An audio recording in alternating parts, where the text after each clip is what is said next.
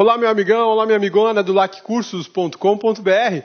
Eu sou o Rodrigo Belmonte e hoje a gente vai conversar, ou melhor, vai continuar conversando sobre a Lei 8.112, Direito Administrativo. A aula de hoje, a gente vai falar sobre provimentos praticados na Lei 8.112. Aquela situação de recondução, reversão, reintegração, cargo, enfim, tudo isso a gente conversa na aula de hoje. 8.112, vacância, bacana. Hoje é o filé mignon da 8.112. Na próxima aula vai vir a carne de pescoço, tá bom? Vamos lá? Olha só, provimento é o fato administrativo que traduz o preenchimento de um cargo público. Quem é que deu esse conceito tão bacana, né? Provimento é o fato administrativo que traduz o preenchimento de um cargo público. Olha lá, José dos Santos Carvalho Filho, professor Carvalhinho, conhecido por quem faz muito concurso público por aí, né? Carvalhinho deixou muito claro que o fato administrativo, que o provimento é um fato administrativo, porque o provimento envolve uma série de atos administrativos, como a posse, a nomeação, o exercício, a prova de concurso, a inscrição. Tudo isso culmina num fato administrativo que é chamado provimento. Já o professor Eli Lopes Meireles muda um pouco. O professor Eli Lopes Meireles fala que é um ato, ou melhor, falava, né, porque ele já faleceu. E quem atualiza a obra dele mantém o conceito. É o ato pelo qual se efetua o preenchimento do cargo público. Então, eu vou te chamar a atenção para duas situações interessantíssimas. A doutrina diverge sobre o provimento. Para uns, é um fato administrativo. Para outros, é um ato administrativo, né? Dar provimento é o ato pelo qual eu preencho um cargo público. Mas ambos chegam no mesmo ponto, ambos chegam na mesma, tem algo em comum, melhor dizendo. Ambos têm algo em comum. O que eles têm em comum? O fato de que vai se preencher o cargo público, exatamente esse cargo que você está de olho, que você está estudando. É assim mesmo. A gente estuda, se prepara, vem o concurso, passa. Aí você toma posse, ou melhor, aí você é nomeado, toma posse, entra em exercício e começa a ganhar, faz-me rir, né? Esse é o melhor de tudo. O que é isso tudo? Provimento. Você participou de um fato da administração que envolve diversos atos administrativos. Mas para o professor Eli Lopes Meireles, isso era apenas um ato administrativo, tá bom? Prover significa preencher aquilo que está vago. Isso aqui é um conceito do dicionário, digamos assim, né? O provimento pode ser originário ou derivado. Aqui, meu amigão, minha amigona lá, que por favor, o maior cuidado e carinho do mundo com essa classificação.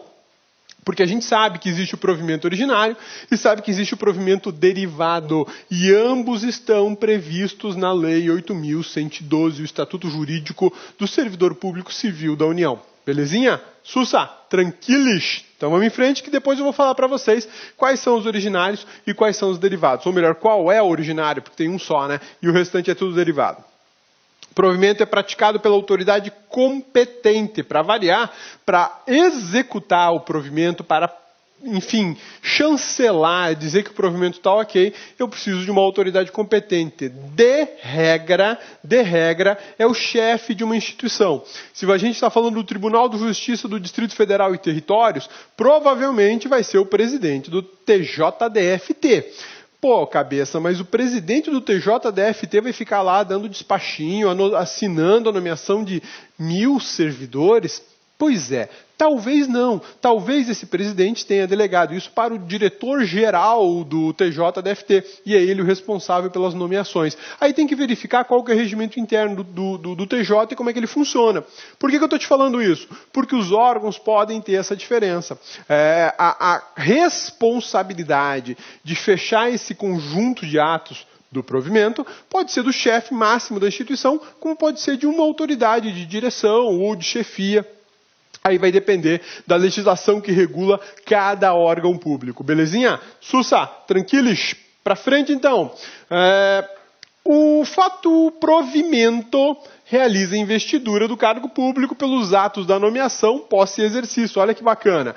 Quando a gente fala em provimento, vamos pegar a canetinha vermelha, né? Quando a gente fala em provimento, olha só, quando a gente fala em provimento, eu estou falando da investidura do cargo público pelos seguintes atos: nomeação, posse e exercício. É por isso que o professor Carvalhinho fala de fato administrativo, e não apenas de ato administrativo. Fato administrativo, porque ele é composto pela nomeação, pela posse e pelo exercício, que são 3 atos fundamentais no provimento de um cargo público. Sem eles, você não tem provimento de cargo público. É indispensável nomeação, posse e exercício. Ok? Beleza?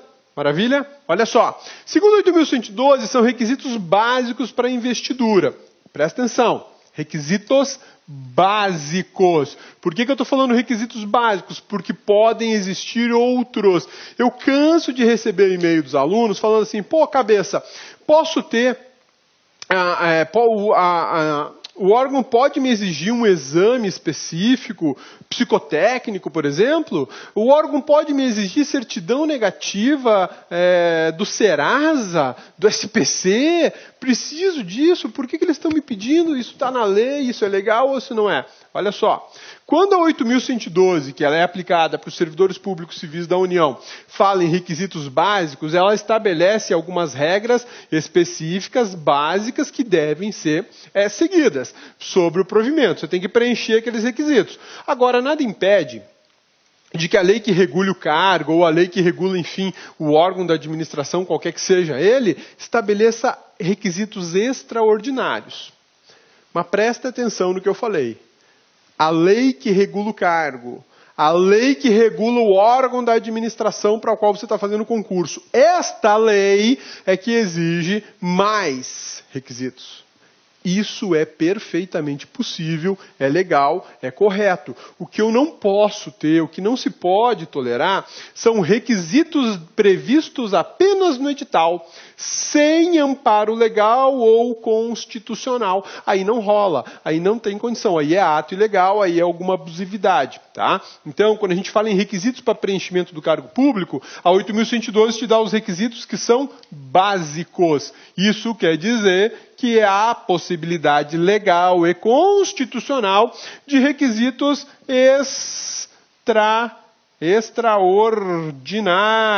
extraordinários, ou seja, previstos numa legislação qualquer extravagante, tá? Mas vamos analisar os da 8.112. Olha só, nacionalidade brasileira, fundamental, porque os cargos públicos da administração pública brasileira são destinados aos brasileiros no plural. E aí, meu amigão, você sabe por que eu estou falando brasileiros no plural? E aí, bonitona, lembrou por que eu falo brasileiros no plural? Cabeça, essa pergunta eu lembro, cabeça, mas agora fugiu da memória. Você não está estudando constitucional, hein? O que é, bonitona? Ai, cabeça, é o seguinte, brasileiros, do artigo 12 da Constituição da República, fala do brasileiro nato e do naturalizado. Gostosura, eu vi isso, hein? Bom demais, bom demais. Tá vendo que absurdo? Presta atenção, escuta o que ela falou. Brasileiros no plural, porque eu estou falando de brasileiro nato e do brasileiro naturalizado. Tá? Agora, e o estrangeiro? Aí vai na forma da lei. O estrangeiro é na forma da lei, tem que ter uma lei específica para o estrangeiro poder assumir um cargo público no Brasil. É possível, mas exige legislação específica, tá bom? Então, olha só, nacionalidade brasileira, gozo dos direitos políticos. Meu amigão, você não votou, você não quis votar, não justificou a razão de não ter participado da eleição e está lá uma certidãozinha positiva da Justiça Eleitoral. Abraço, filho. Você vai perder seu cargo público, a não ser que você vá lá pagar aquela multa absurdamente cara que a Justiça Eleitoral impõe a todo cidadão, né? Coisa de R$4, se eu não me engano. Quitação com as obrigações militares e eleitorais. Opa, quitação das obrigações militares e eleitorais. Novamente, você volta aí para obrigações civis de caráter constitucional.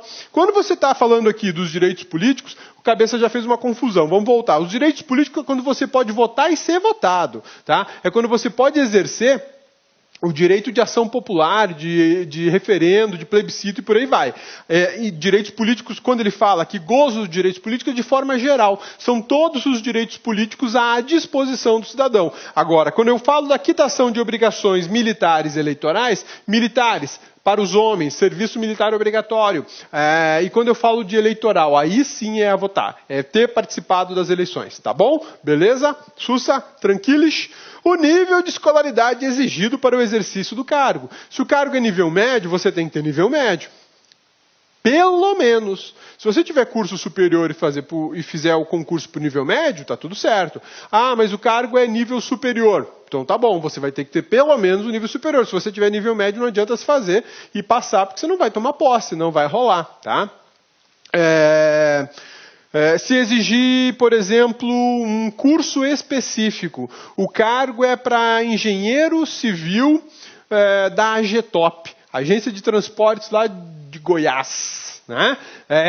Agora o Cabeça mora em Goiás, o Cabeça vai parar de falar de Cuiabá, Mato Grosso. Não, não vou não. O Cabeça vai continuar falando da cidade do coração dele, Cuiabá. Abraço para os meus alunos aí de Cuiabá. Já estou morto de saudade de vocês.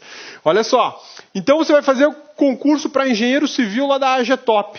Qual é o nível de escolaridade exigido? Engenharia civil. Não adianta você ser formado em arquitetura, em contabilidade, em direito, em engenharia mecânica. O cargo é para engenheiro civil. E aí, eu te chamo a atenção para mais uma coisa super importante. Quando o edital fala de escolaridade específica, e quando a 8.112 diz que você tem que suprir essa escolaridade específica, lembre-se de uma coisa. Existem concursos públicos com cargos públicos em nível superior que são gerais. Basta ter qualquer que seja o nível superior, de médico a filósofo, você é formado em filosofia, está liberado, você pode fazer. Agora, existem concursos que o cargo público exige uma formação específica.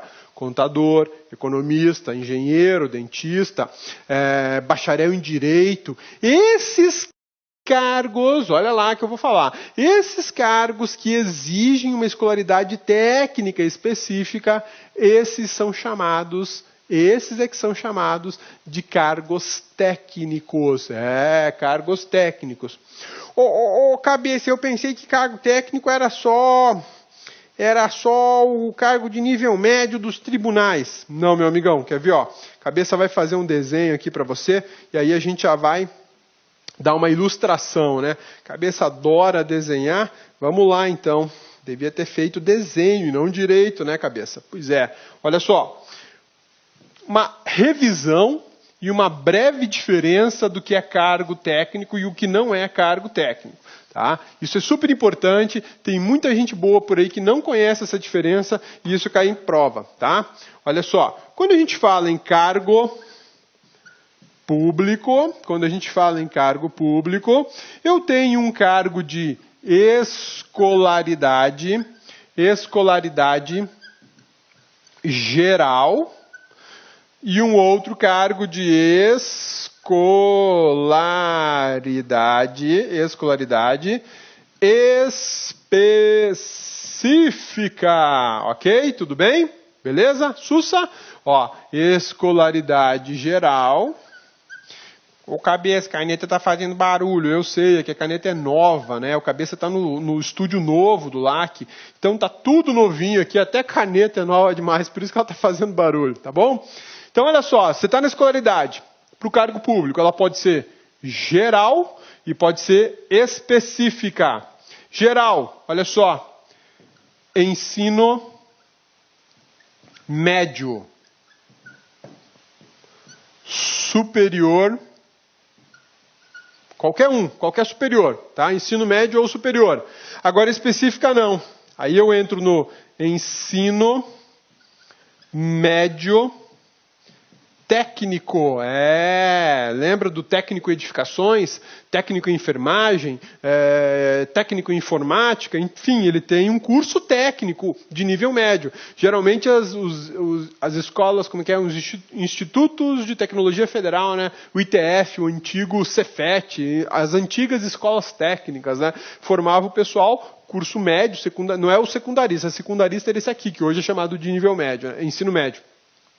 Isso aqui é para quem saía lá, técnico em telecomunicação, técnico em informática, técnico em eletrônica, enfim, esses técnicos todos de nível médio. Aí eu tenho uma escolaridade específica. Ou o superior específico. Esse aqui é o superior geral e esse é o superior específico. O que é cargo técnico aqui? Só esse que tem escolaridade específica, que exige algum conhecimento técnico, tá bom? Esse específico aqui também é técnico, tá? Beleza? Sussa, tranquilos? Por que eu te falo isso? Porque tem muita gente boa que acha que o cargo de técnico de tribunal de justiça, técnico do Tribunal Regional do Trabalho, técnico do, sei lá, do MPU, ou do MP estadual, ou do MPDFT, esses cargos de técnico, muita gente acha que é aquele técnico da Constituição que admite acumulação com cargo de professor. Não é, não é. Olha só, o cabeça é técnico administrativo do Ministério Público da União, beleza? Técnico administrativo do Ministério Público da União. Escolaridade exigida para o cargo do cabeça, nível médio, tá? Cabeça pode fazer concurso para ser professor da UNB, da UFG, da UFMT, da USP, ou seja lá que for a universidade? Não pode. Cabeça pode fazer concurso público para dar aula de professor numa escola estadual aí do seu estado? O cabeça pode fazer concurso público para ser professor lá em Anápolis, onde o cabeça está morando agora? Não pode. Por quê? Porque o cargo do cabeça é geral, é de conhecimento geral, não há uma escolaridade específica.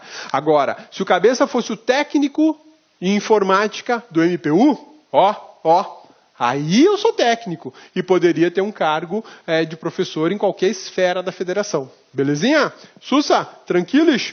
Então vamos embora. Vamos voltar a falar dos outros requisitos para preenchimento dos cargos públicos segundo a Lei 8.112. Belezinha?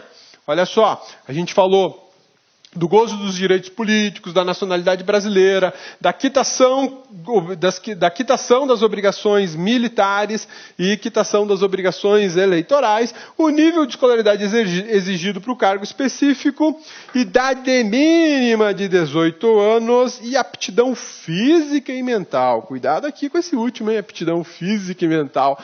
Idade mínima de 18 anos e a máxima? Qual que é a máxima?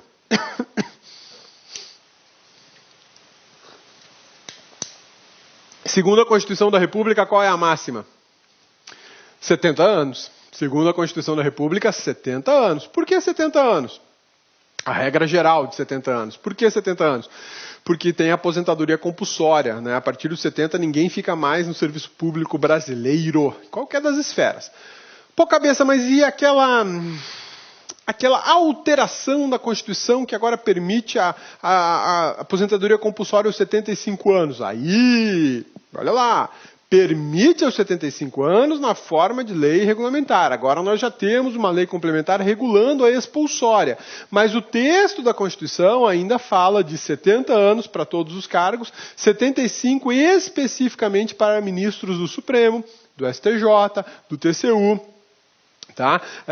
E para o servidor pobre, mortal, para o índio feito cabeça e companhia, ainda 70. Vai depender dos critérios estabelecidos pela lei complementar, que já está valendo, ela já existe, para dizer se você vai ficar até os 75 ou não. Beleza? Mas a regra geral na Constituição ainda são os 70 anos. Tá bom? A idade máxima. E a aptidão física e mental. Você vai passar por uma avaliação médica para saber se você tem condição de ser servidor público. Né? Cabeça, esse mental aí, como é que vai aferir? De regra, a avaliação, a aptidão mental, ela é avaliada desde o início. Quando você faz prova, você já está tendo uma avaliação mental. Agora, tem um exame específico, que é o exame psicotécnico. E tem uma súmula do Supremo Tribunal Federal, que é uma súmula vinculante, salvo engano, é a súmula 44, súmula vinculante 44 do Supremo Tribunal Federal. E ela diz o seguinte: exame psicotécnico somente se houver lei que regulamente e exija o exame. Caso contrário, não precisa fazer. Não precisa fazer. Tá bom? Belezinha? Sussa? Então, bora. Olha lá, observação importante. As atribuições do cargo podem justificar a exigência de outros requisitos estabelecidos em lei. De repente, o cargo que você vai fazer concurso público lá, que você quer ser, sei lá, da Polícia Civil. Daí tem mais exigências do que para o cargo do analista do Tribunal de Justiça. Isso é perfeitamente possível. Por quê? Porque aquele cargo tem algumas peculiaridades que devem necessariamente ser observadas pelo concurseiro. Tá bom? Provimento de cargo por portadores de necessidades especiais. Aqui a gente vai falar um pouquinho sobre a situação do PNE, né? PNE, portador de necessidade especial, né? Eu acho uma grosseria falar que a pessoa é deficiente. Isso é uma grosseria, uma falta de educação, porque não existe deficiência. Existe uma necessidade especial, né? Eu acho que é bem mais elegante, bem mais educado você falar PNE. Mas, enfim, eu canso de ver editais por aí dizendo assim, vagas para os deficientes. Acho isso uma monstruosidade. Mas tudo bem. O que a 8.112 fala? A 8.112 fala que existe cota para portadores de necessidades especiais, que essas pessoas vão concorrer a cotas específicas, que não é de concorrência geral, de concorrência ampla, né? Aqueles que, de alguma maneira, têm algum tipo de problema, uma deficiência, uma necessidade física, um problema de visão, um problema de audição, movimentação, locomoção, alguma necessidade que exija ou que imponha a essa pessoa maiores cuidados e uma maior dificuldade na capacitação para um concurso público, essa pessoa não vai disputar a vaga em pé de igualdade com quem não tem dificuldade alguma, né? Parece besteira, mas não é. Pare e pensa, você, para se deslocar, para fazer o concurso, para estudar, para trabalhar, tem suas duas pernas, funcionamento do seu organismo perfeito, visão perfeita, audição perfeita e consegue se locomover perfeitamente. Pensa no cadeirante. Cadeirante tem uma situação mais complicada, ele demora mais tempo para se locomover de um local para o outro. A pessoa com problemas auditivos teria uma imensa dificuldade de assistir a aula. Uma necessidade visual, pessoa que não enxerga, né? Também teria uma dificuldade monstruosa para assistir a aula. Então, o que a gente vê?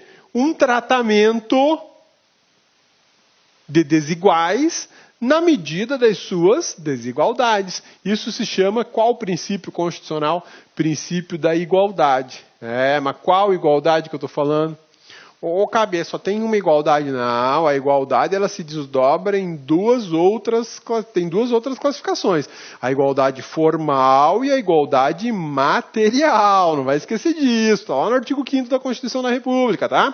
Então, olha só. Quando eu tenho cota para portadores de necessidades especiais, eu estou trabalhando a igualdade material. Eu reconheço a diferença existente entre pessoas diferentes e, de alguma forma, eu trato elas de maneira diferente para tentar restabelecer a igualdade, o equilíbrio que a Constituição busca, né? Ao PNE é assegurado o direito de se inscrever em concurso público para provimento de cargos cujas atribuições sejam compatíveis com a necessidade especial. Isso aqui é um problema muito sério para cargos da segurança pública.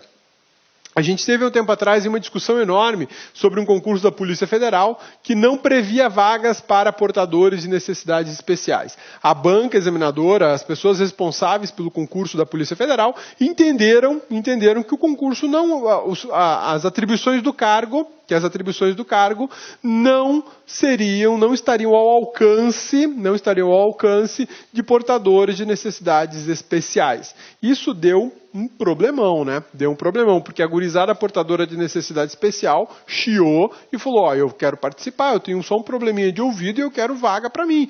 Eu tenho audição unilateral, eu tenho visão monocular, eu quero participar, tem que ter vaga para mim.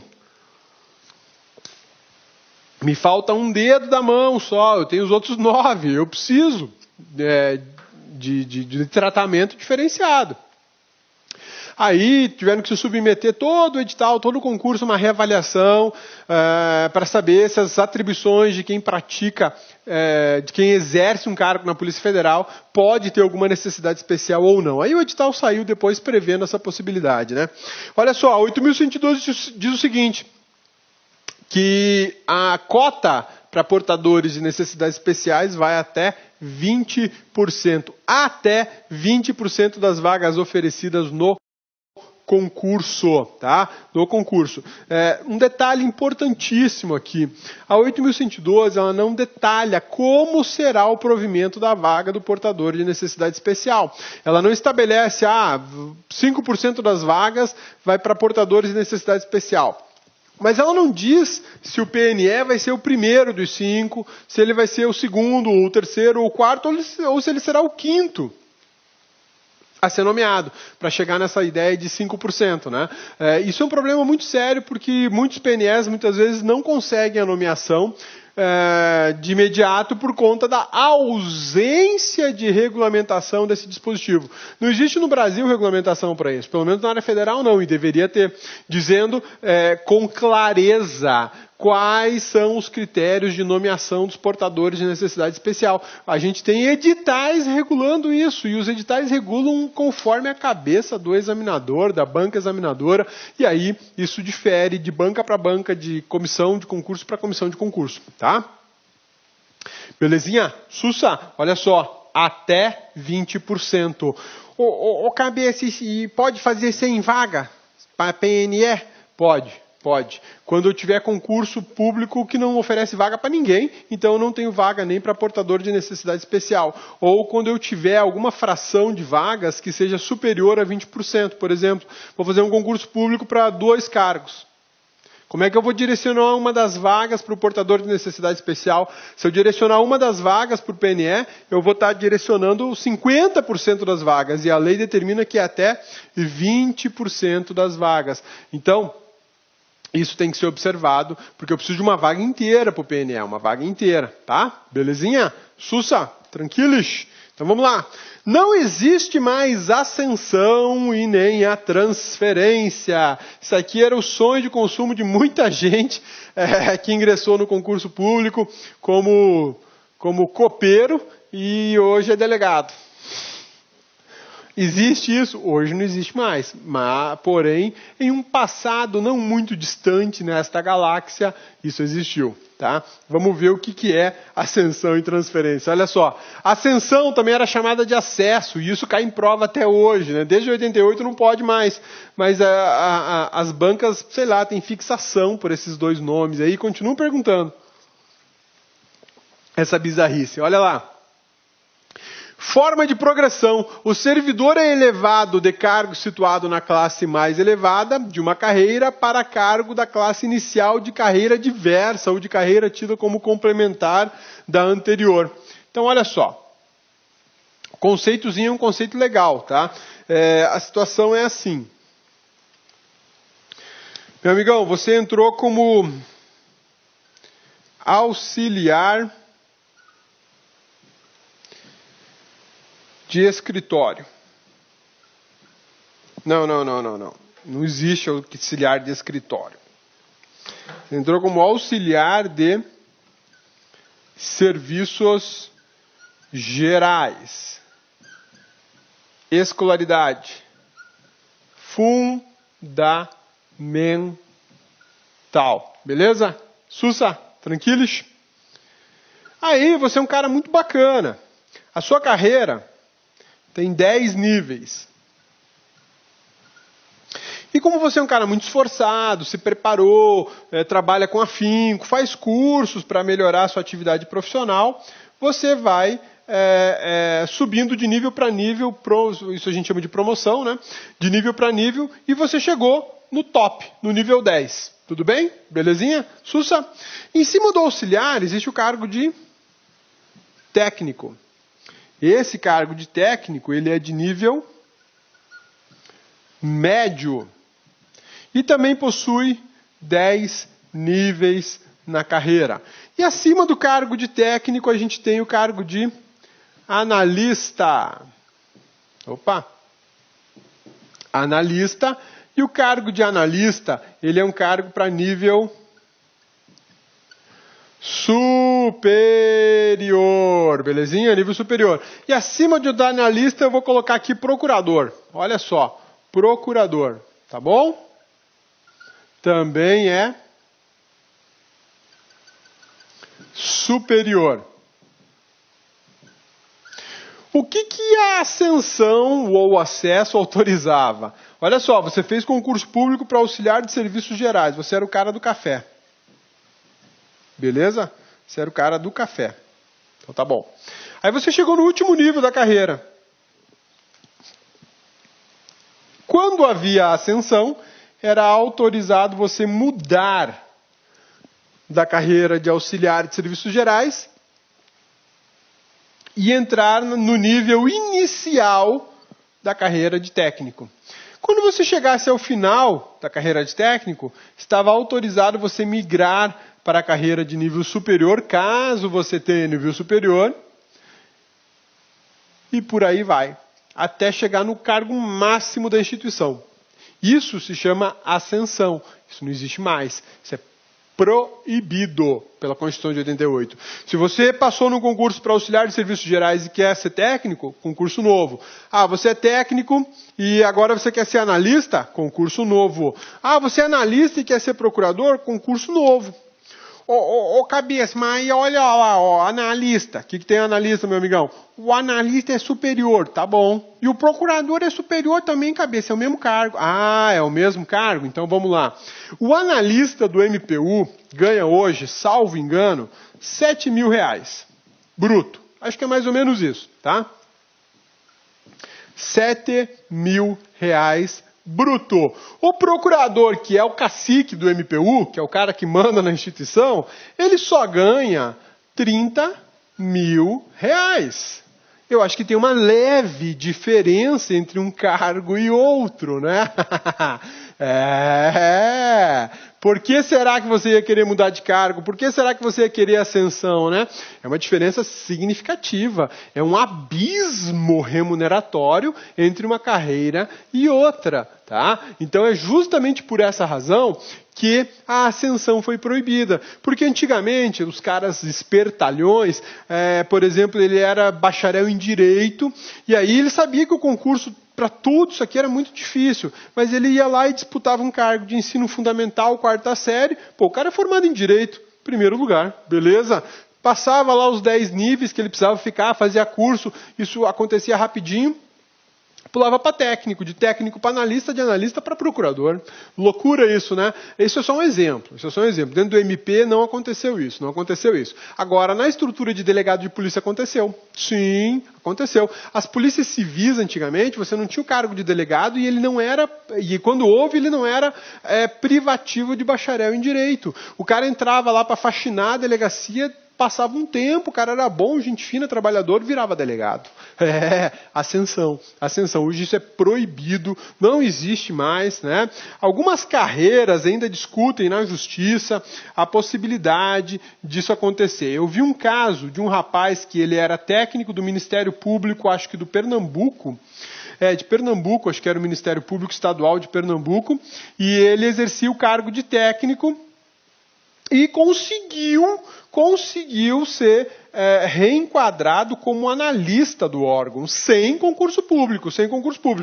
Pô, cabeça, como é que é isso? Foi ordem do Supremo Tribunal Federal. O STF deu essa decisão? Deu. O STF deu uma decisão dizendo que naquele caso específico, que é um caso isolado, o cargo de técnico do Ministério Público, salvo engano, de Pernambuco, ele tinha as mesmas atribuições do atual cargo de analista.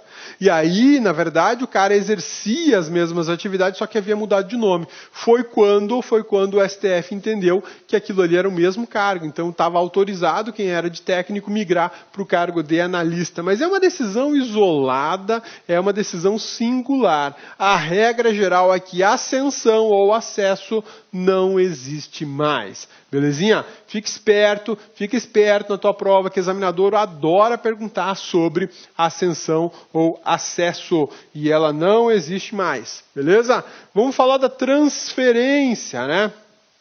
A transferência é um pouco mais bizarra. Você tem aqui na transferência uma mudança de quadros do servidor, né? Coisa doida, olha só. É outra forma de progressão. Aqui, a passagem do servidor do seu cargo efetivo para outro de igual denominação em quadro funcional diverso, né? É uma coisa estranha, uma coisa doida. Isso é proibido, essa transferência é proibida pela Constituição da República. Olha só. Passagem do servidor do seu cargo efetivo para outro cargo efetivo de igual denominação, situado num quadro funcional diverso. O cabeça é técnico do Ministério Público da União, beleza? Tudo bem? Cabeça é técnico do Ministério Público da União. E aí o cabeça tem uma loucura doida para ser técnico da Justiça Federal. É o mesmo cargo, praticamente as mesmas atribuições, mesmo nível de escolaridade, mesma remuneração, está vinculado ao mesmo cofre público, que é o cofre da União, enfim. O cabeça vai falar, quero fazer uma transferência. Eu quero deixar de ser servidor do Ministério Público da União e quero passar a ser servidor da Justiça Federal. Não rola. Não é possível, não é permitido. A transferência e a ascensão ao acesso não existem mais. Não existem mais. O que existe mais próximo, mais parecido da transferência é o seguinte. Isso é exceção também, tá legal? Olha lá. Isso também era no tempo das vacas gordas de concurso público, né? Agora a coisa está mais complicada. Mas olha só, o Tribunal Regional do Trabalho em Mato Grosso fez um concurso público, beleza? Para prover cargos de técnicos e cargos de analistas. Fechou? Maravilha? Sussa? Então tá bom. Aí ele tem lá classificados e aprovados no concurso 100 pessoas. Mas ele chamou de imediato 50. E não tem previsão de chamar as outras 50. O gurizada vai ter que ficar na fila lá esperando alguém passar em outro concurso, pedir exoneração, aposentar, morrer, enfim, vagar um cargo. Então eu tenho 50 lá na fila de espera. Ok? Não é cadastro, aliás, é cadastro de reserva. Então lá, 50 esperando. Ao mesmo tempo, a Justiça Federal, olha só que bacana, ao mesmo tempo a Justiça Federal também faz concurso e ela abriu 50 vagas. Ok? 50 vagas. Mas conseguiu classificar para passar nessa prova só 25 pessoas. Então eu ainda tenho 25 abertas, mas não tem candidato para tomar posse, porque o resto rodou na prova, não estudou aqui no LAC e rodou na prova, né? Foi desclassificado. Beleza? Então eu tenho 25 vagas lá sobrando. É permitido, olha a loucura, mas é permitido que a Justiça Federal nomeie aprovados do concurso do TRT. Isso é possível, é uma exceção, mas é admitido. Tá? Isso é admitido, existe legislação federal regulamentando essa situação e isso não é transferência. Por que não é transferência? Por uma razão muito simples. O cargo efetivo continua na justiça. Eu apenas fui pegar uma pessoa que fez concurso para um órgão congênere com o mesmo grau de dificuldade de atribuições que aquele grau de dificuldade de atribuições da Justiça Federal. Aí é possível ir lá e pedir ao Tribunal Regional do Trabalho o seguinte, olha, você tem 50 aí na fila, né, para tomar posse? Tenho. Posso chamar 25, os 25 primeiro para tomar posse na Justiça Federal? Porque eu tenho 25 cargos vagos e eu não tenho concurso para fazer agora, e eu preciso desse pessoal. Perfeitamente possível, tá? Beleza? É uma exceção, mas é perfeitamente possível, tá bom? Vamos falar agora um pouquinho das formas de provimento, lá no artigo 8º da Lei 8.112. As formas de provimento do artigo 8º da 8.112 são duas, como a gente tinha visto. Forma de provimento originário e o derivado. O originário é seu sonho de consumo, né? Nomeação, e vai alcançar. Aguenta firme aí, se mantém estudando. Projeto Passar 2016, vamos lá. E o derivado? Promoção, readaptação, reversão, aproveitamento, reintegração e recondução. A gente vai ver todo esse RAR, porque é um RAR, né? RAR não, PRAR, é um PRAR. Promoção, readaptação, reversão, aproveitamento, reintegração e recondução. Hoje na aula a gente vai ver cada um desses, seus detalhes, requisitos, quando é que acontece, quando é que não pode acontecer, tá bom? Vamos lá? Esse esqueminha aqui, inclusive o Cabeça jogou numa aula do Periscope, E aí entregou para o pessoal lá, está disponível inclusive na internet. Mas você, aluno do LAC, recebe ele completinho, né? Com todos os conceitozinhos, não vai só o slide para memorização. Nomeação ocorre em duas situações, em caráter efetivo e comissão. O que é o caráter efetivo? O cara que faz concurso público, passa no concurso, é nomeado, toma posse entre exercício. Ele é cargo efetivo, o servidor público efetivo, é o que você quer. E o cargo em comissão? É o cara que não fez concurso público, mas foi chamado, foi nomeado para ocupar um cargo em comissão. É aquele cargo de livre nomeação e livre exoneração, né? É uma situação delicada. Geralmente esse pessoal que trabalha em cargos CC, chama CC, cargo em comissão, não vai pensar outra coisa, tá? CC, cargo em comissão, ele geralmente é explorado. Por que ele é explorado? Porque a administração fala, o cara é cargo comissionado, não é concursado, eu vou pisar na garganta dele, ele vai trabalhar mais que os outros, eu vou forçar mais a barra, ele vai trabalhar além do horário, vou sobrecarregá-lo. Geralmente, essa é a mentalidade do gestor na administração pública, o que não condiz com a mentalidade de um gestor preparado para a administração pública, né? Não é porque o cara é comissionado, porque ele não tem um vínculo de efetivo, é que você vai pisar na garganta dele. Trate-o como servidor igual aos outros, né? Caráter efetivo, quando se tratar de cargo isolado, ou de provimento efetivo ou de carreira, né? Cargo isolado é aquele que não tem níveis de carreira. Cargo de carreira, aquele que tem níveis. Se a gente for pensar no cargo de delegado, o cargo de delegado ele tem nível. Tem delegado nível 1, nível 2, nível 3, se eu não me engano. Se a gente for pensar no cargo de auditor da Receita Federal, tem nível, você entra lá como auditor juninho, e o final é auditor master top. Técnico administrativo do Ministério Público da União, tem nível. Agora um cargo isolado, desembargador. É um cargo isolado, não tem carreira. Não tem carreira. Desembargador do Tribunal Regional Federal da Primeira Região, que é aqui em Brasília. Não tem carreira. Não tem níveis de desembargador. Você é desembargador e pronto. Você é o máximo e é o mínimo da sua própria carreira. Tá? Beleza? Sussa. Cargo em comissão. Inclusive na condição de interino para cargos de confiança vagos. É aquele que não tem concurso público. Ocupante de cargo em comissão ou de natureza especial poderá ser nomeado para exercício interino em outro cargo de confiança. Isso também é possível. Você é nomeado como diretor de secretaria. Diretor de secretaria do TJDFT, tá bom? Você é nomeado como diretor de secretaria do TJDFT, um cargo comissionado. Beleza, maravilha. Mas o seu trabalho é muito bom, você é um cara muito esforçado, organizado, responsável, sério, firmeza, trabalha para burro, um trator para trabalhar. Maravilha. Aí o presidente do tribunal falou assim, não, eu quero esse cara na minha equipe administrando o tribunal. E é o seguinte, você vai ser o substituto do diretor-geral do tribunal, tá legal? Quando o diretor-geral faltar, férias, licença, viagens, o que for, você assume interinamente, ou seja, provisoriamente, a diretoria do tribunal. Você vai ser o diretor-geral substituto, tá? Perfeitamente possível. Beleza? Sussa! Nesse caso, não haverá prejuízo das atribuições que atualmente ocupa e deverá optar pela remuneração de um dos cargos. Quando um comissionado ocupar outro cargo em comissão interinamente, ele tem que optar pela remuneração, né?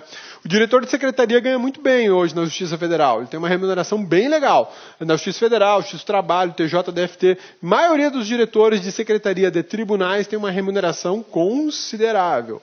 Agora, o diretor-geral é o magnata dos servidores públicos, né? Porque ele tem uma remuneração bem melhor. Mas também ele carrega nos ombros o tribunal inteiro. Se acontecer uma goteira no tribunal, o último cara que vai estar na linha de tiro dos desembargadores, dos servidores, é o diretor-geral. E ele vai ter que dar um jeito, por causa de uma goteira. Se faltar computador, problema dele. Faltou sala, problema dele. Faltou água, problema dele. Caiu energia, problema do diretor-geral. Então ele tem que resolver o funcionamento do órgão. Só isso, né? Nomeação para cargo de carreira ou cargo isolado depende de prévia habilitação em concurso público, beleza? Nomeação para cargo em carreira ou cargo isolado depende de prévia habilitação em concurso público. Aí você achou que essa é uma informaçãozinha banal, simples, desnecessária, né? É uma coisa meia boca, pô, cabeça, passa para frente, né? Aí cai na sua prova assim. todo cargo público de provimento em carreira ou isolado exige concurso público. E aí, o que você vai marcar?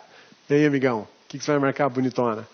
Todo cargo público, olha lá, todo cargo de carreira ou isolado depende de prévia habilitação em concurso público? Cabeça, vou dizer que não, porque uma vez eu ouvi dizer que quando aparece sempre, todo, você está errado. Não é bem assim, viu, meu amigão? Não é bem assim, cabeçudo. Peraí. Mas nesse caso, você tem razão. Nesse caso vai estar errado. A afirmativa ia ser falsa. Por quê? Porque existem cargos isolados que não dependem de concurso público. E você vai ser efetivo, mas sem concurso público. E aí, lembrou qual que é? Sabe qual que é? E aí, lembrou, bonitona? Desembargador, Rodrigo, pelo 5º Constitucional. Ai, mas é bom demais quando você vem para a aula. Maravilha! Desembargadores que entram no tribunal pelo 5º Constitucional são de 2 tipos. O cara que veio do MP e o cara que veio da OAB. O cara que veio da OAB é o advogado. Ele não fez concurso público para ser advogado. Ele é da iniciativa privada. Ele está lá, ralando todo dia no fórum. E aí, um dia ele concorreu a uma vaga no 5º Constitucional do Tribunal de Justiça lá de Mato Grosso. E ele passou na seleção e ele é o cara. Mas ele não fez concurso público. O que é o 5º? O 5º é uma possibilidade de chamar a cada 5 vagas uma pessoa que não é da carreira da magistratura. E a Constituição autoriza chamar de 2 carreiras especificamente. Dos membros do Ministério Público, esses vão ter que fazer concurso para CMP, né? Ou dos advogados, que não têm concurso público. E aí eles passam, são agentes públicos, existe uma nomeação de cargo isolado, mas não tem concurso público. Então, nem todo cargo efetivo dependerá de prévia habilitação em concurso público. Nem todo, tá? Grave isso. A regra é, preciso de concurso público, tá tudo certo. A regra é essa, eu preciso de concurso público. Mas existe cargo que não precisa. O cargo do desembargador é um exemplo. Cargo de ministro do Supremo Tribunal Federal. Você já ouviu falar? Saiu edital para concurso de ministro do STF. Já ouviu falar disso? Não. Ministro do STJ, mesma coisa. TST, TSE, mesma coisa. STM, né? Superior Tribunal Militar, mesma coisa. Ministro do TCU, aqui em Brasília, mesma coisa. Então, meu amigão, é o que eu estou te falando. Nem todo cargo público depende de prévia habilitação em concurso público. Alguns não precisam. Depende de mera nomeação da Presidente da República ou pelo 5º Constitucional, que aí a nomeação também é da Presidente para tribunais federais e, no caso dos tribunais estaduais, do governador. Tá bom? Será obedecida a ordem de classificação e prazo de sua validade. É o mínimo, né? Você estudou, passou em primeiro lugar e vão chamar o cara que passou em 28º? Não rola, né? Concurso público. A gente já conversou bastante sobre concurso público nas aulas de Direito Constitucional, né? Agora vamos conversar um pouquinho aqui pela 8.112. Será de provas e títulos. Na verdade, ele será de provas e títulos. Tem um erro aqui, o cabeça já vai arrumar, tá legal? Cabeça já vai arrumar. Aguenta a mão aí. Cabeça já faz edição na tela. Será de provas ou provas e títulos. Agora sim ficou lindo, né? Porque você tem concursos públicos que têm provas e títulos. Um exemplo de provas e títulos, magistratura. Outro exemplo de provas e títulos, cartorário. Né? Serviço notarial, você vai fazer concurso para ser cartorário, tabelião, né? É um filé mignon, né? O cara ganha uma fortuna por mês, dependendo do cartório que ele pega para tocar. E aí, é provas e títulos. Agora você faz um concurso público para auditor da Receita Federal, provas. Concurso público para analista judiciário do Tribunal Regional Federal, provas, não tem titulação, não tem. E se eles quiserem colocar titulação, vai depender de legislação autorizando a inclusão da classificação do candidato por títulos. Ele tem especialização, ele tem mestrado, ele tem livro editado na área, enfim, tudo isso. Pode ser realizado em 2 etapas na forma da lei, sem problema nenhum. A inscrição pode ser condicionada ao pagamento de valor fixado no edital. De regra, as inscrições deveriam ser gratuitas, graciosas, mas Brasil é Brasil, né? Gurizada quer arrancar o couro de todo mundo, quando não é na carga tributária, é na taxa do concurso público, né? Mas aí a 8.112 diz o seguinte, pode cobrar sim, pode cobrar desde que seja indispensável para o custeio do concurso. Olha só que bacana isso. Há um tempo atrás, o Ministério Público da União fez um concurso público enorme, tinha muitas vagas. Eu acho que foi em 2010, esse aí, eu não lembro a data. Dizem as más línguas que foram mais de 700 mil inscritos. Mais de 700 mil inscritos. Vou tirar uma inscrição média aí de R$40. É porque tinham inscrições de diversos valores, né? Mas vamos colocar R$40. Faz a conta aí de 40 vezes 700 mil. Deu um bocadinho de dinheiro, né? Alguns milhões de reais. E aí? Será que eu precisei de toda essa grana para custear um concurso público? Mais ou menos 28 milhões de reais. É grana, né? É muita grana. E aí, será que eu precisava de tudo isso para custear um concurso público? 28 milhões de reais? É muita grana. Acredito que não foi tudo isso. E a grana foi para onde? A diferença, o que sobrou. Aí a gente muitas vezes acaba entendendo por que tem instituições que fazem concurso igual aniversário, né? Todo ano tem, ninguém passa e sempre tem uma avalanche de inscritos. Porque rende muito dinheiro, rende muita grana. Né? Concurso público terá validade de até 2 anos, podendo ser prorrogado uma única vez por igual período. Então é o seguinte, essa é uma regra constitucional super conhecida, também deve ser sua conhecida pela 8.112, e você já sabe que um concurso público ele pode ter validade de até 2 anos. Até 2 anos. Isso quer dizer que eu posso dar validade de 18 meses, de 12 meses, de 6 meses. Eu já vi concurso de auditor do Ministério do Trabalho, auditor do Ministério do Trabalho, de 6 meses. E 6 meses depois os caras lançaram outro concurso. E aí eu me pergunto, é para arrecadar dinheiro ou é para selecionar mais gente? Né? O Ministério Público da União, nesse mesmo concurso que nós tivemos aí 700 mil inscritos, o concurso tinha validade de apenas 1 ano. Só 1 ano. E aí, no meio do caminho, a presidenta da República Federativa do Brasil cortou o orçamento de todos os órgãos federais. Falou, estou fazendo economia, gurizada.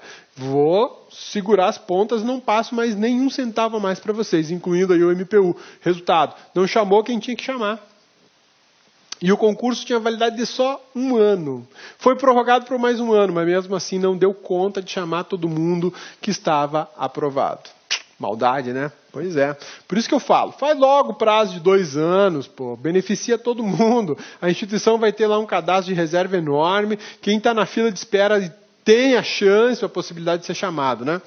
O prazo de validade conta da data da homologação do concurso, salvo se o edital falar outra data. Isso é muito importante, porque quando a gente fala, 2 anos, mas eu conto 2 anos a partir de quando, cabeça? Conta 2 anos a partir da data da homologação do concurso.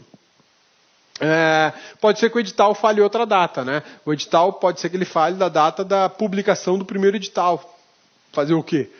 Mas geralmente é da homologação. Por que da homologação? Porque é ali que você diz, o concurso foi show de bola. Tivemos diversos problemas, era um concurso para durar 4 meses, ele acabou durando 2 anos, por conta de ações judiciais, discussões e tal, mas agora terminou, está tudo certo, está tudo na regularidade, a partir de agora é que vai começar a contar o prazo. Então, o prazo de validade do concurso a partir da homologação é um prazo muito bom, é uma ideia muito boa, tá? Prazo de validade do concurso e as condições de sua realização serão fixados em edital, publicado no Diário Oficial da União e Jornal Diário de Grande Circulação. Por que eu coloquei Diário Oficial da União? Porque nós estamos falando de 8.112 e ela é aplicada para servidores públicos civis da União.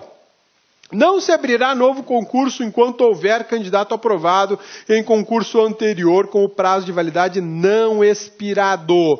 Vou ler novamente esse dispositivo que está quase todo em vermelho. Isso aqui é redação da 8.112 e ela diz o seguinte: não se abrirá novo concurso enquanto houver candidato aprovado em concurso anterior com prazo de validade não expirado. É aquela velha discussão, né? Pô, posso fazer um concurso público, mas eu tenho ainda candidatos aprovados no concurso anterior e está dentro do prazo de validade. Posso, não posso? A Lei 8.112 diz que não pode. Não, não vai rolar. Você vai ter que esperar terminar o concurso anterior, nomear todo mundo que estiver lá para ser nomeado, para daí você pensar em outro concurso e mais seleção de pessoal. Isso aqui é da 8.112, tudo bem? 8.112. O Supremo Tribunal Federal, o Supremo Tribunal Federal e a Constituição têm outra visão. Aliás, é o STJ, né? Superior Tribunal de Justiça tem outra visão. Qual é a outra visão? É a seguinte: o Superior Tribunal de Justiça adota o entendimento de que a mera expectativa de nomeação dos candidatos aprovados em concurso público, fora do número de vagas, convola-se em direito líquido e certo quando, dentro do prazo de validade do certame, há contratação de pessoal de forma precária para o preenchimento de vagas existentes com preterição daqueles que, aprovados, estariam aptos a ocupar o mesmo cargo.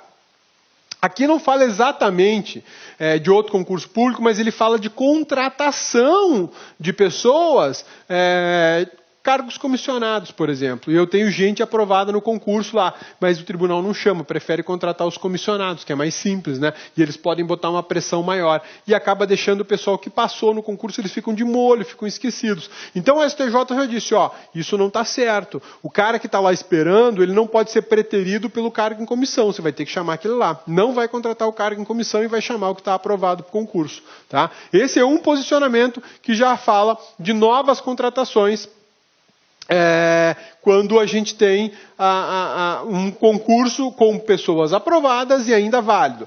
E esse julgamento ele se desdobra. Tal direito também se manifesta quando durante o prazo de validade do concurso, demonstrado o interesse da administração, surgirem novas vagas, seja em relação da criação de novos cargos mediante lei, seja em virtude de vacância decorrente de exoneração, demissão, aposentadoria, posse em outro cargo inacumulável ou falecimento, seja pela realização de novo concurso público dentro do prazo de vigência do anterior. Esse é um julgamento que ele tem dois posicionamentos, é um julgamento bem grande. Então, olha só, vamos voltar aqui. Aqui o STJ, o Superior Tribunal de Justiça, diz o seguinte: enquanto eu tiver gente aprovada e o concurso estiver na validade, eu não posso chamar comissionados para suprir aquela falta de mão de obra. Não posso, eu tenho que chamar o cara que está aprovado, porque senão eu tenho uma burla, eu tenho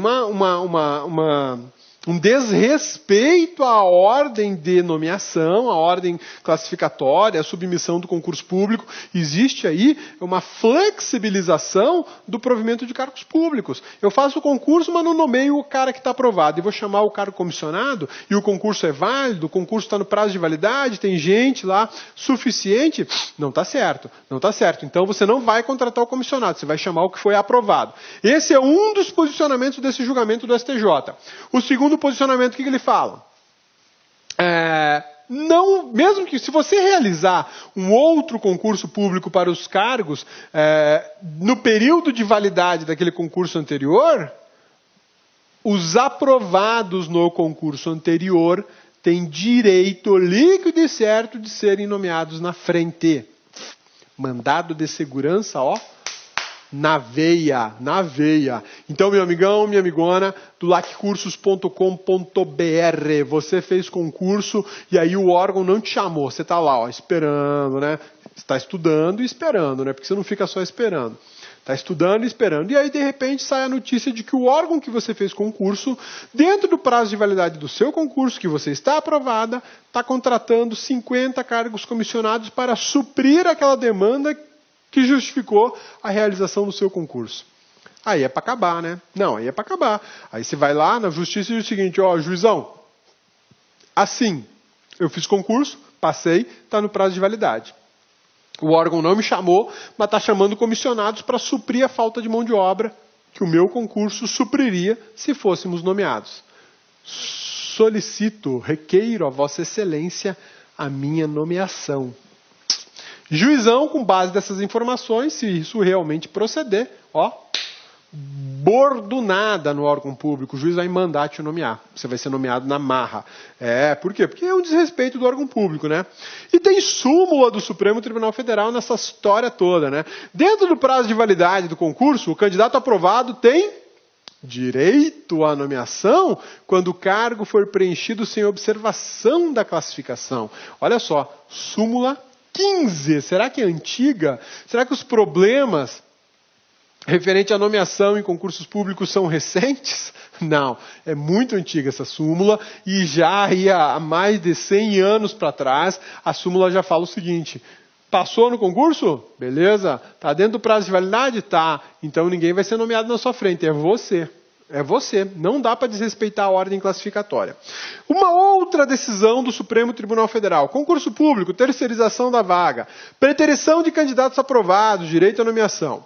Uma vez comprovada a existência de vaga, sendo esta preenchida, ainda que precariamente, fica caracterizada a preterição do candidato aprovado em concurso público. Isso aqui é muito parecido com o que o STJ falou. Eu não posso preterir candidatos, né?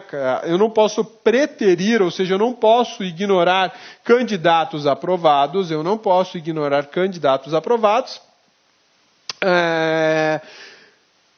e terceirizar, passar para outras pessoas, cargo comissionado, que é a grande discussão dessa história toda. O STF não aceita isso, tem súmula, o STJ também vem no mesmo sentido. Então é um posicionamento pacífico, é um posicionamento tranquilo de que a regra da 8.112, ela é flexibilizada. Eu posso sim realizar um outro concurso dentro do prazo de validade daquele concurso que você fez. Não tem problema nenhum.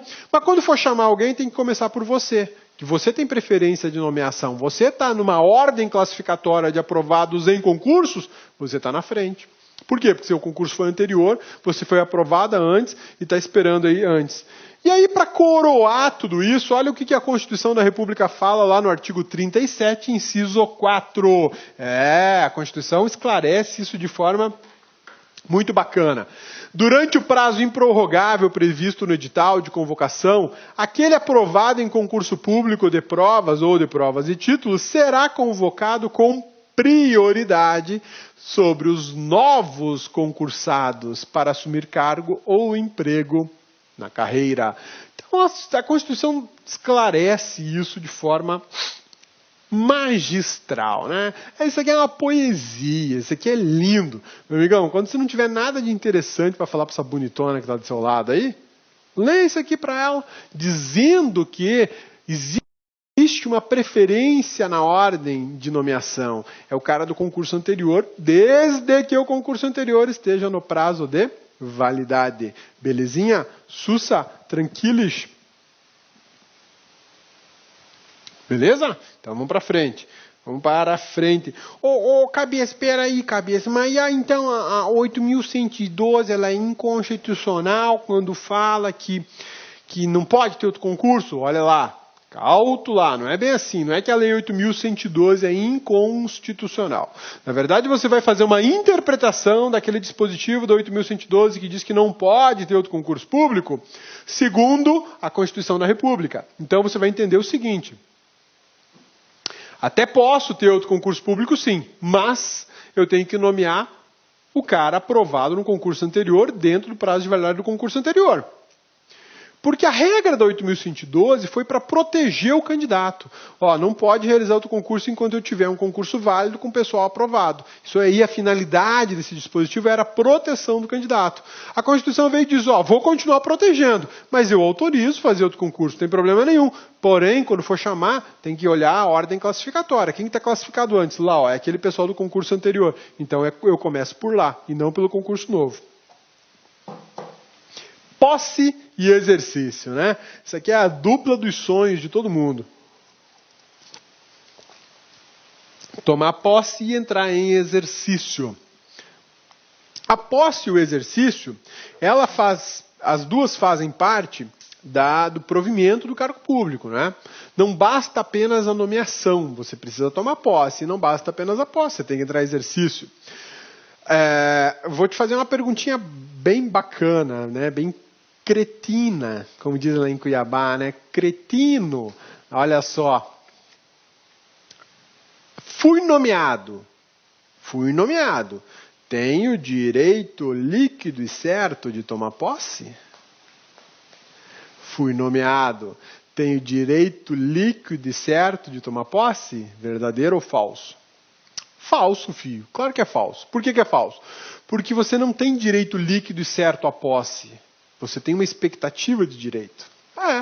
Porque naqueles 30 dias, segundo 8.112, os 30 dias que tem na data da nomeação até a data da posse, você terá que reunir um monte de documentos, exames médicos, até exame de fezes você tem que apresentar. Tem sim. E se não tiver tudo, 100%, tchau posse, tchau, não vai tomar posse. Já era. Por isso que tem uma expectativa e não tem direito líquido e certo. Agora, tomou posse, aí você tem direito a entrar em exercício. Tomou posse, você tem direito a entrar em exercício. E quando você entrar em exercício, você tem direito líquido e certo a... Desde que trabalhe, né? Beleza? Tranquilos? Então vamos falar um pouquinho de posse e exercício. Posse dar-se-á pela assinatura do respectivo termo de posse. Esse é o documento dos sonhos, né? Termo de posse. A cabeça não sabe nem o que virou o termo de posse dele. Eu acho que eu não tenho nem cópia do termo de posse. É o documento que diz, estou dando posse ao cabeçudo no cargo X. E a partir de agora ele é servidor público. Olha que maravilha, né? E eu, se fosse você, tomava posse e entrava em exercício no mesmo dia. Por que isso? Vai que você demora os 15 dias para entrar em exercício. E aí, as regras aplicadas a servidores só valem para você a partir do exercício.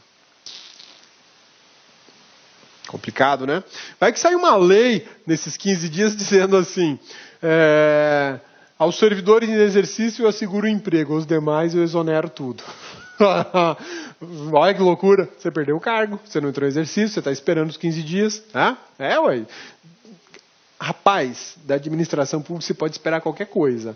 Que mesmo dentro dos limites da legalidade, da impessoalidade, da moralidade, os caras conseguem dar cambalhota e ferrar com um monte de gente. Então você, pé atrás, seguro morreu de velho, vim tomar posse, beleza?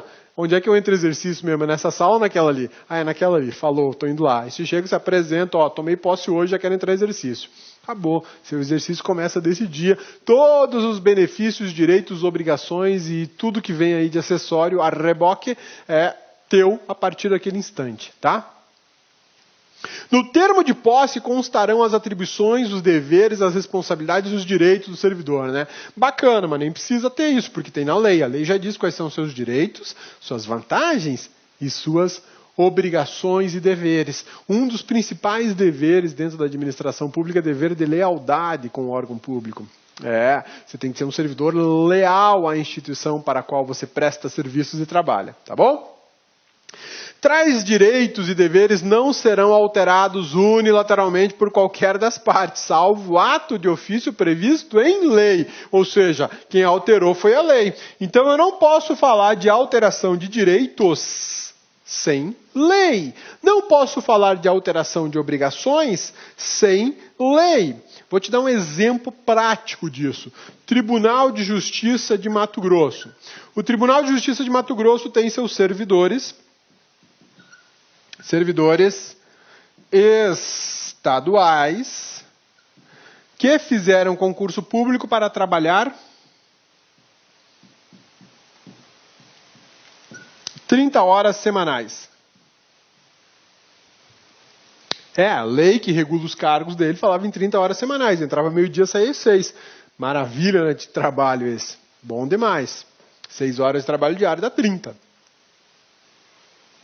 Aí, por ato administrativo normativo, o TJ passou a carga horária desse povo para 40 horas semanais. 40 horas semanais sem acréscimo financeiro. Pode isso? E aí, pode? Claro que não pode. Por quê?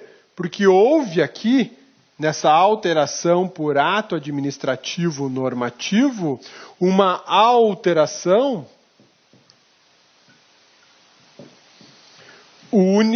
unilateral.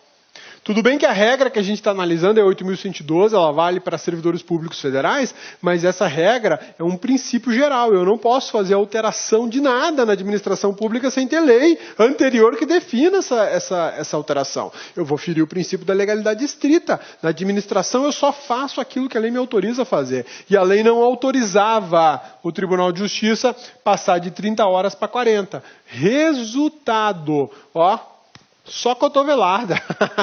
Quebraram o pau lá. Falou, não, aí, eu fui concursado para trabalhar 30 horas. Aí você vem com um ato administrativo, quase que uma portaria me obrigando a trabalhar 40? Não. Aí os desembargadores argumentaram dizendo que existia a lei. O povo foi mais firme. Cadê a lei? Porque a lei que regula os servidores públicos estaduais não autoriza o trabalho de 40 horas para o judiciário. O tribunal teve que voltar. Revogou o ato, na verdade ele declarou nulo esse ato de alteração para 40 horas e republicou um ato que só o pessoal de cargo comissionado e função comissionada que estaria obrigado a trabalhar as 40 horas semanais. Isso é princípio da legalidade. Eu não posso ter alteração unilateral. A alteração tem que vir por lei. Mas cabeça, se tivesse lei autorizando o tribunal a fazer isso? Bom, aí quem está autorizando é a lei, aí o princípio da legalidade foi respeitado, e a lei, ela impõe a alteração a critério do administrador. Então, não tem conversa, não tem conversa. A 8.112, ela fala o seguinte, que a carga horária semanal máxima será de até 40 horas. No MPU, a gente trabalha 35 horas semanais. Mas do dia para a noite, o Procurador-Geral da República pode falar assim, acabou, gurizada, agora vocês vão trabalhar 40 horas semanais, vocês não vão mais trabalhar 35. Pode fazer isso? Pode, sem problema nenhum. Ele pode fazer isso a hora que ele quiser. É lógico, ele vai ter um problema sério, porque o nível de insatisfação dos servidores do MPU já é grande. Aí o cara faz uma dessas sem melhorar a remuneração junto ao Congresso Nacional, aí o bicho vai pegar. Mas, enfim, diante do poder normativo que o chefe do Ministério Público da União tem, ele está autorizado por lei a mudar essa carga horária. Porque aí não é uma alteração unilateral, é uma alteração baseada na lei. Porque a Lei 8.112 autoriza até 40 horas semanais. A gente trabalha com 35. Eu sei de órgãos públicos federais que trabalham com 30. Né? Beleza? Tais direitos e deveres não serão alterados unilateralmente por qualquer das partes, salvo os atos de ofício, Isso a gente já viu. Prazo para posse, 30 dias contados da publicação do ato de provimento, e esse prazo não é prorrogável. 30 dias, prazo improrrogável. Ele pode ser suspenso, mas eu não posso prorrogar. Eu não posso falar 30 mais 30, né? Como algumas leis do passado aí falavam, não, você tem 30 dias para posse, pode ser prorrogado por mais 30 a critério da administração. Tem isso não.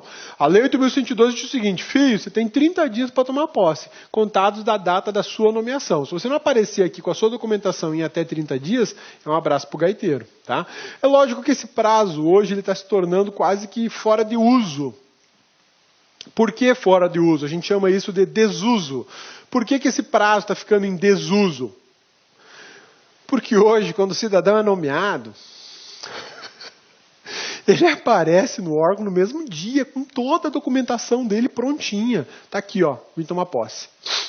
Pô, cabeça, mas como é que ele conseguiu fazer isso? Como é que ele conseguiu? Ele fez o concurso. O que ele quer? Tomar posse. Então ele está de olho, está ouvindo, está procurando saber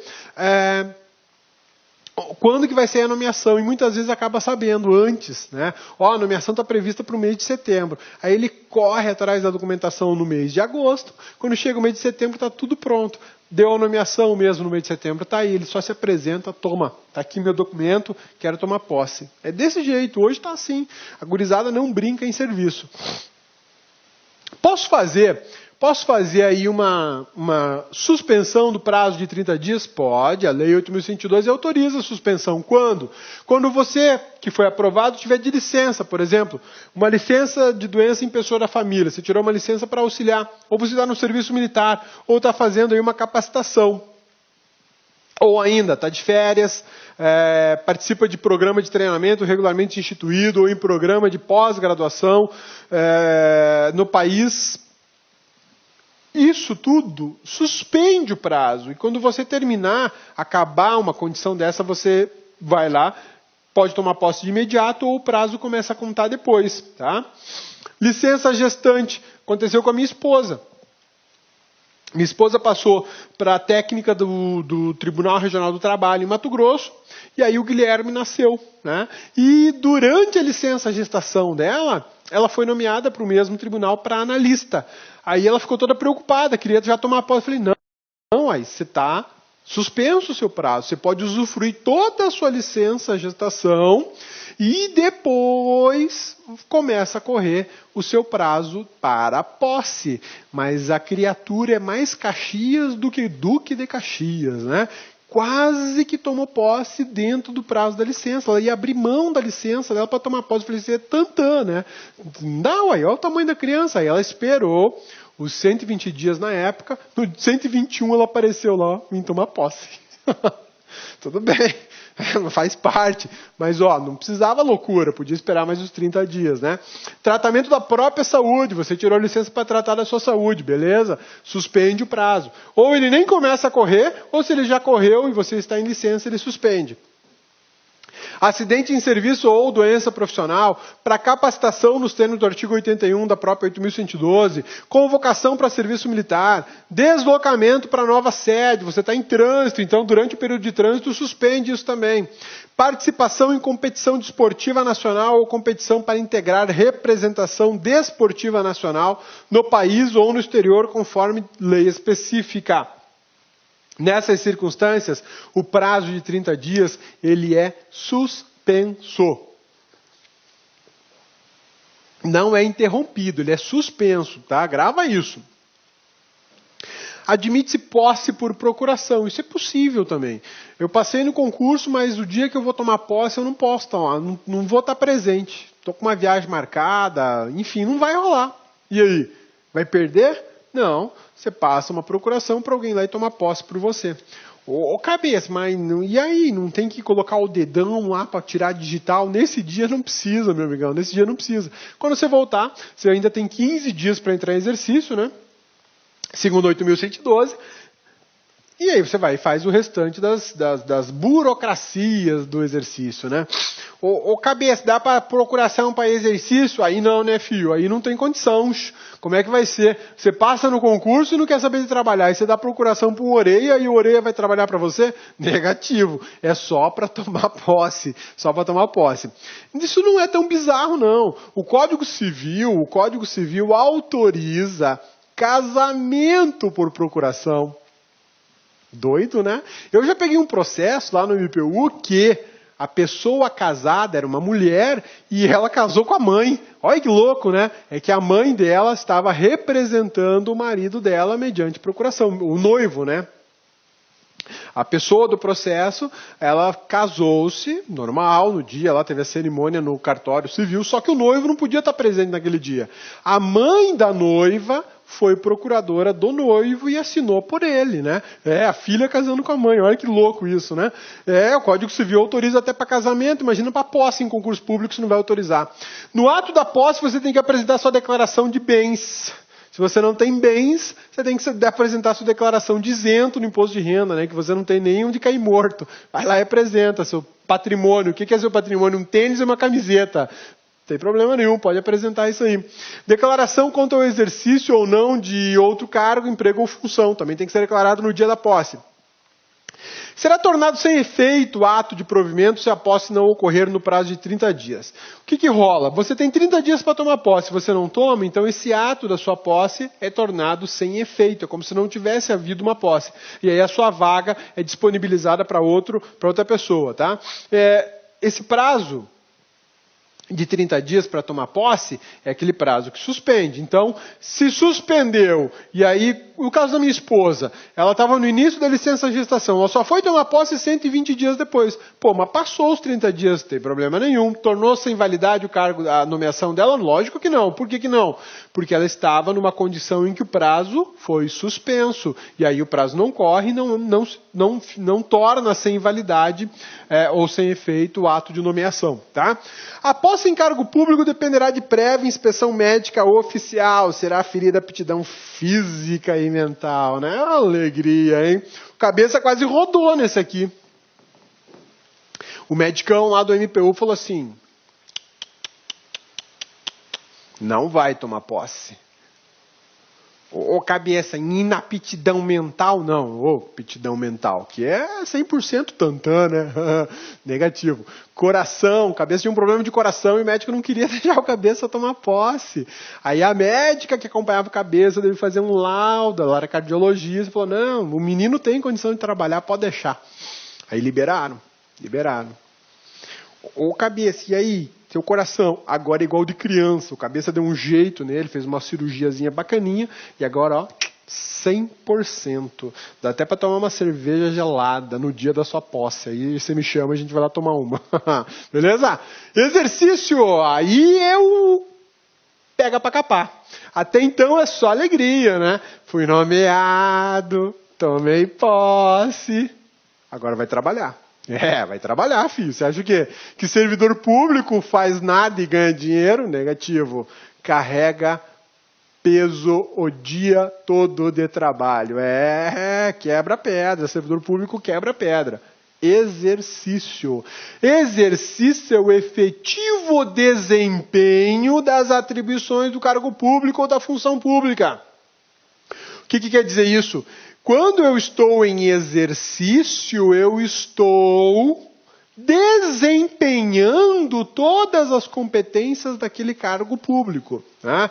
Digamos que o cargo público que você tomou posse e vai entrar em exercício tem como uma das atribuições, uma das responsabilidades, um dos deveres, né?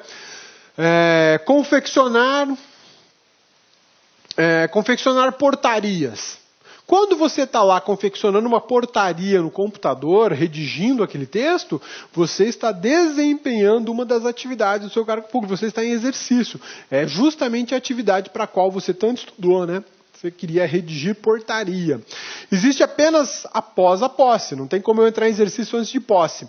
Quando eu tenho, olha só isso aqui que interessante, né? Exercício somente após a posse. Mas tem uma teoria muito interessante no direito administrativo, que diz que, mesmo não tomando posse, a pessoa entrou em exercício e o ato praticado por ela pode ser válido. Como é que chama essa teoria? Vai cair na sua prova. Vai sim. Como é que chama essa teoria?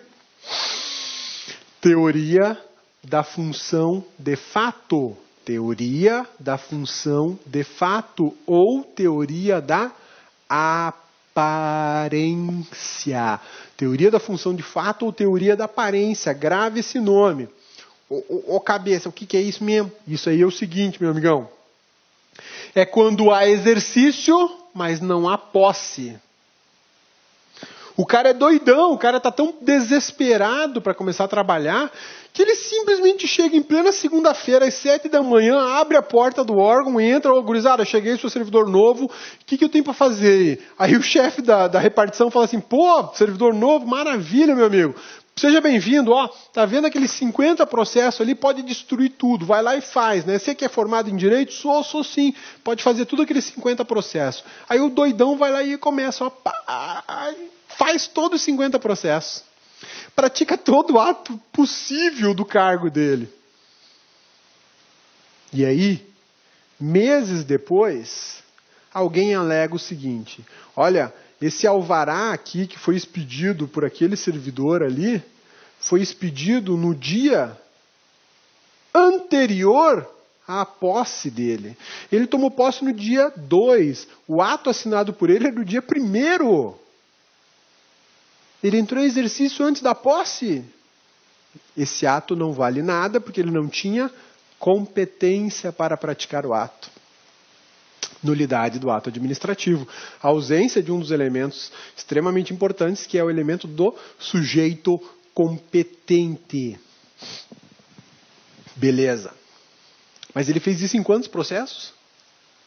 50. Tá fácil para corrigir 50 processos? Tá. Pega lá os 50 processos de volta, refaz tudo. E se fossem 500 processos? Pô, aí já ia ficar mais complicado, né, cabeça? Com certeza, ficaria mais complicado. O cara atuou em 500 processos sem competência porque ele não tinha tomado posse e entrou em exercício antes da hora. Ele é meio parangolé, né?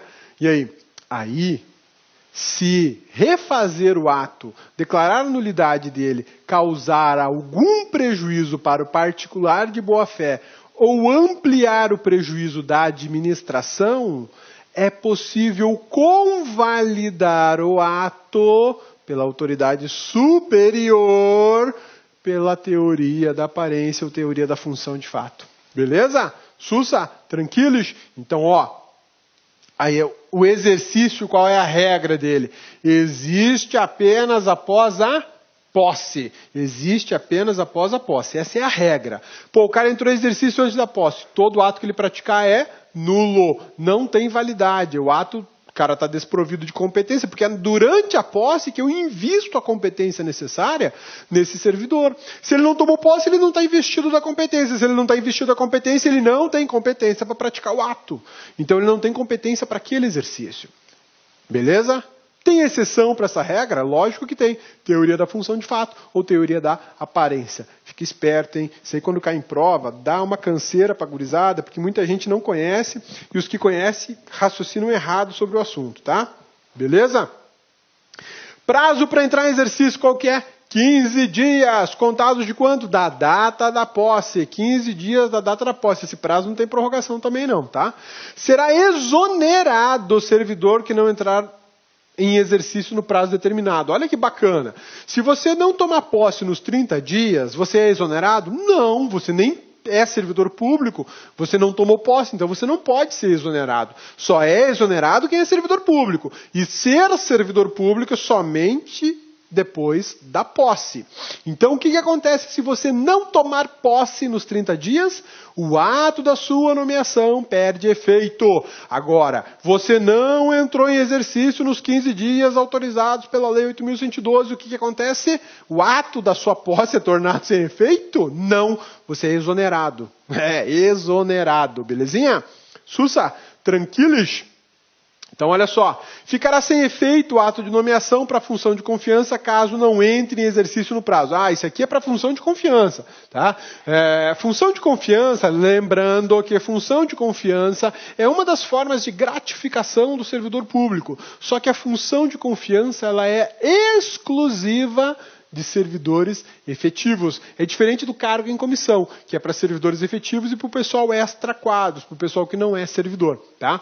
Agora, se você não entra em exercício no prazo determinado para a sua função de confiança, aí o ato de nomeação para a função de confiança ficará sem efeito. Você não vai ser exonerado, mas esse ato vai ficar sem efeito. Ô cabeça, não entendi. Aqui, ó. Ele voltou. Olá, ó. Ele voltou. Quem é este bocudo? O cabeçudo.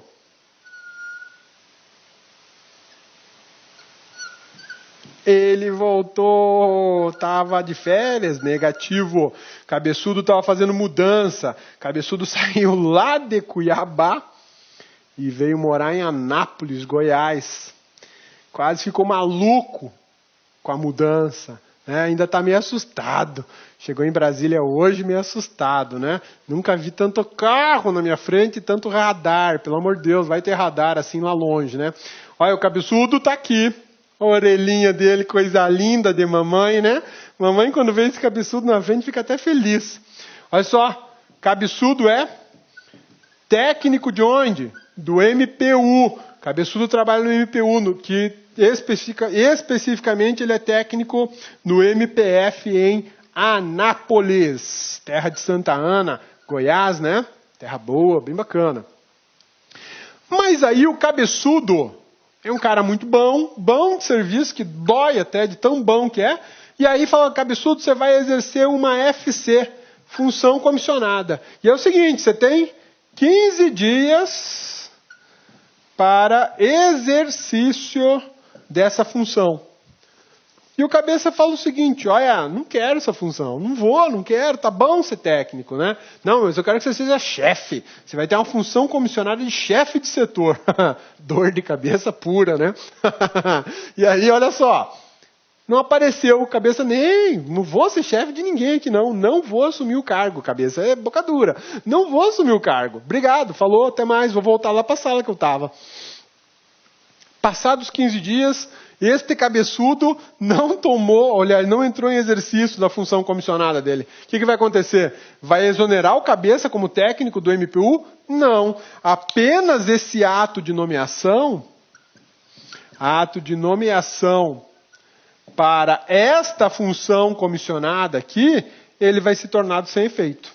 Tá? Aí ele vai ficar sem efeito. O cabeça não vai ser exonerado da administração pública. É uma situação diferente daquela que a gente viu quando a pessoa não entra em exercício quando ele é nomeado, provimento originário para o cargo. Tá? Aqui é uma situação que o cabeça não quer assumir a chefia, mas ele continua sendo servidor. Ah, ele vai ser exonerado? Não, nesse caso não. Nesse caso o ato da nomeação dele é tornado sem efeito. Agora, o cabeça tomou posse como servidor do Ministério Público da União, do MPF. E aí o cabeça não apareceu para entrar em exercício. Aí o cabeça vai ser o quê? Exonerado. Aí é diferente, tá? Aí é diferente. Uma coisa é a nomeação para o cargo, que é o provimento, é o que a gente chama de provimento originário, né? E a outra coisa, eu já estou no cargo e sou nomeado para uma chefia. E não assumo a chefia, não assumo. Aí aquele ato de nomeação na chefia é tornado sem efeito, se eu não entrar em exercício no prazo de 15 dias. Beleza? Sussa, tranquilos? Tem diferença, né? Muita diferença. Mas o melhor de tudo é o desenho do cabeça, né? Cabeça continua lindo. Olá, meus amigos, minhas amigas, e aí, gostou da aula do professor? Professor top de linha, eu, professor Luiz Antônio de Carvalho, estou aqui para fazer um convite muito especial. Convido vocês a conhecer a nossa metodologia, conhecer o nosso curso super completo e atualizado, com os melhores professores do mercado aqui do Lá Concurso, o curso para o Tribunal Regional Eleitoral do Rio de Janeiro. Aqui, nós temos aqui o melhor custo-benefício. Nesse curso nosso custa apenas 10 parcelinhas aí de R$20. Você vai ter direito aí assistir o restante dessa videoaula e muito mais. Esse curso nós temos hoje já disponível